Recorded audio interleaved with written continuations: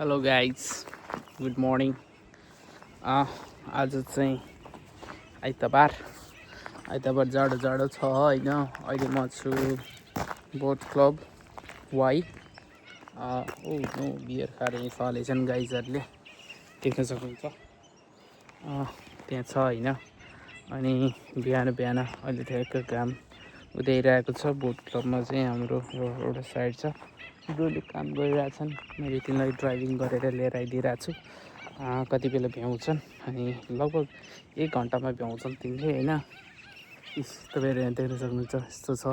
यो चाहिँ समुद्र हो, तर यतिको पहाड चाहिँ यो अलिक अर्कै खालको पहाडतिर छ।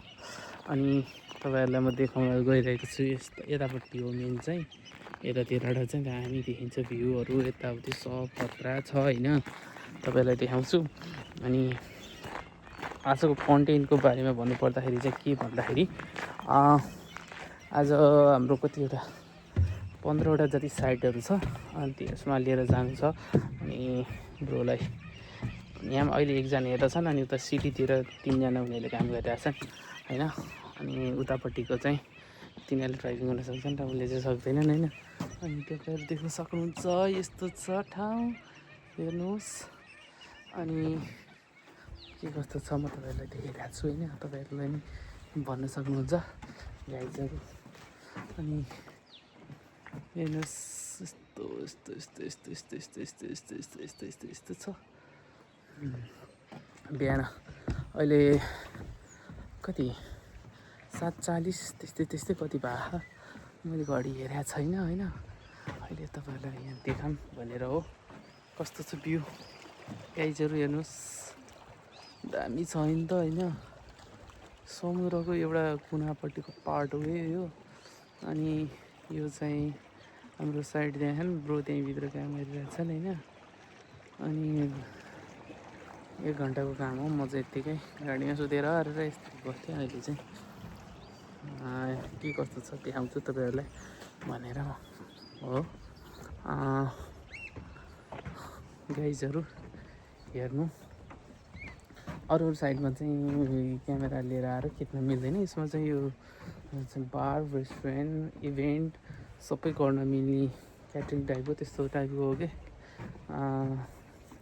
त्यो भएर चाहिँ माछा, खतरा माछा रहेछ यार गाइजहरू। तपाईँहरू हेर्नु सक्नुहुन्छ, त्यहाँ माछा थियो गयो यार।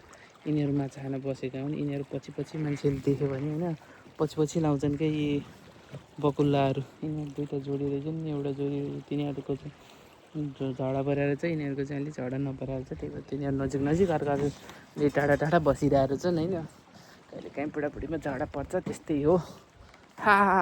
गाइजहरू तपाईँहरू पनि हेर्नुहोस्।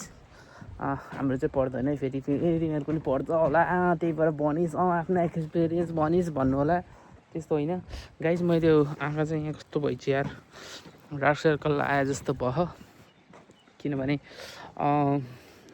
काम हाम्रो अलिकति टाइमिङ चाहिँ अलिकति त्यस्तै त्यस्तै टाइम खालको छ होइन। अनि त्यो भएर चाहिँ अनि म नर्मल्ली एकदम चाँडो 9 बजी सुत्नेवाला मान्छे हो नेपालमा हुँदाखेरि चाहिँ। अहिले चाहिँ त 12-1 बज्छ। अनि त्यसपछि चाहिँ बिहान चाँडो उठ्ने, अनि फेरि बिहानको फेरि 11 बजीतिर काम सकेर घर पुगेर अनि फेरि 3-4 घन्टामा सुत्ने गर्छु। त्यसरी गर्दाखेरि चाहिँ मेरो यो डार्क सर्कल देखिएको हो।